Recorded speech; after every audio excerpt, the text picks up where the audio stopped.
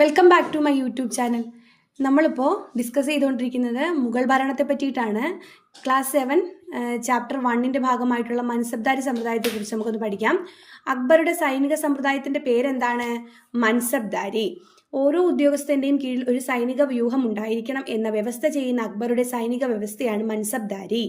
ഓരോ ഉദ്യോഗസ്ഥൻ്റെയും കീഴിൽ ഒരു സൈനിക വ്യൂഹം, ആ വ്യവസ്ഥയെ വിളിക്കുന്ന പേരാണ് മൻസബ്ദാരി. സർക്കാർ ഖജനാവിൽ നിന്ന് നേരിട്ട് പണം നൽകി സൈന്യത്തെ നിലനിർത്തുന്നതിന് പകരം അക്ബർ നടപ്പിലാക്കിയ സൈനിക സമ്പ്രദായമാണ് മൻസബ്ദാരി. മൻസബ്ദാർമാരുടെ പദവി നിശ്ചയിച്ചിരുന്നതിന്റെ മാനദണ്ഡം എന്ത്? അല്ലെങ്കിൽ മൻസബ് എന്ന പദവി സൂചിപ്പിക്കുന്നത് എന്താണ്?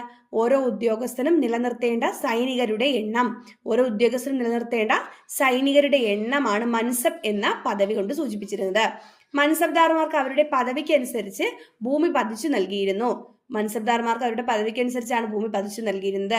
പതിച്ചു ലഭിച്ച ഭൂമിയിൽ നിന്നുള്ള നികുതി പിരിച്ചെടുത്താണ് മൻസബ്ദാർമാർ സൈന്യത്തെ നിലനിർത്തിയിരുന്നത്.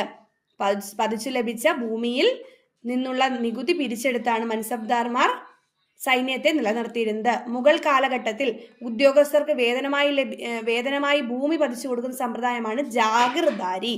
മുഗൾ കാലഘട്ടത്തിൽ ഉദ്യോഗസ്ഥർക്ക് വേതനമായി ഭൂമി പതിച്ചു കൊടുക്കുന്ന സമ്പ്രദായം ഏതാണ്? മൻസബ്ദാരി. മൻസബ്ദാരി അല്ല, ജാഗിർദാരി. ഓക്കെയാണ്. ഇത്ര കാര്യങ്ങളാണ് നമുക്കിവിടെ പഠിക്കാനുള്ളത്. പിന്നീട് നോക്കിക്കേ, എൻ്റെ അനുയായികൾ മറ്റു മതവിഭാഗങ്ങളുമായി ശത്രുതയിൽ വർത്തിച്ച് സമയം പാഴാക്കരുത്.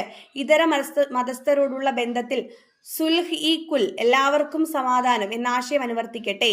മൃഗങ്ങളെ കൊല്ലുകയോ യുദ്ധസമയങ്ങളിൽ ഒഴികെ ആയുധമെടുക്കുകയോ ചെയ്യരുത്. അക്ബർ തൻ്റെ അനുയായികളോട് കൽപ്പിച്ചതായി തുസുഖി ജഹാംഗീറിൽ രേഖപ്പെടുത്തിയിട്ടുണ്ട്. ജഹാംഗീറിന്റെ ഓർമ്മക്കുറിപ്പാണ് തുസുഖി ജഹാംഗീറി.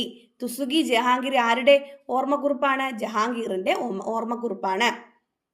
അതുപോലെ തന്നെ നോക്കിയേ, അശോക ചക്രവർത്തി ഒരു കാര്യം ഇവിടെ പറഞ്ഞിട്ടുണ്ട്. കിഴക്കിനെ വിറപ്പിച്ച അക്ബർ ചക്രവർത്തി നിര്യാതനായിരിക്കുന്നു.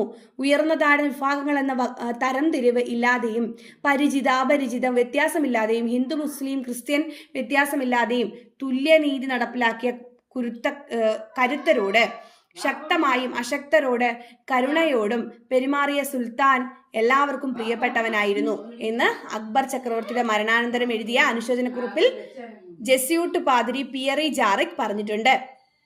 അക്ബർ ചക്രവർത്തി ജനങ്ങളുടെ പരാതി കേട്ടിരുന്ന സദസ്സിന്റെ പേര് ദിവാൻ ഇ ഖാസ്. ദിവാൻ ഖാസ് ആരുമായി ബന്ധപ്പെട്ടിരിക്കുന്നു? അക്ബർ ചക്രവർത്തിയുമായിട്ട് ബന്ധപ്പെട്ടിരിക്കുന്നു. താങ്ക്